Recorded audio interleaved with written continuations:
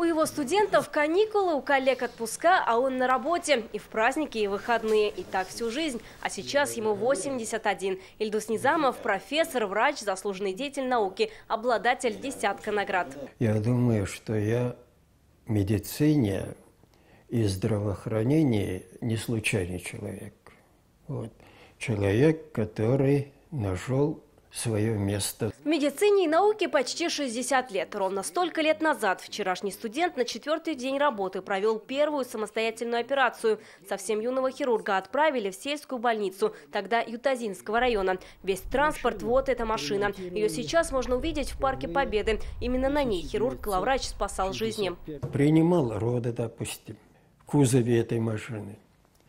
Останавливал кровотечение, значит, с переломами возил больных. Вот уже 37 лет он работает на кафедре в медакадемии, обучает управлению в здравоохранении. Его студенты – главврачи больниц, ученики – его главная награда.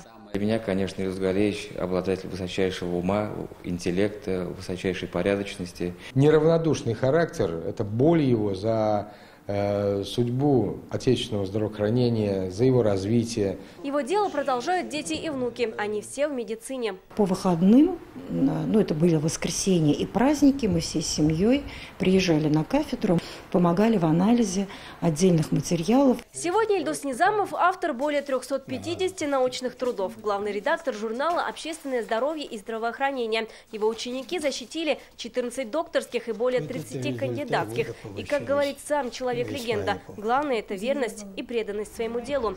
Вероника Гайнудинова, Марат Зайдуллин, ТНВ, Казань.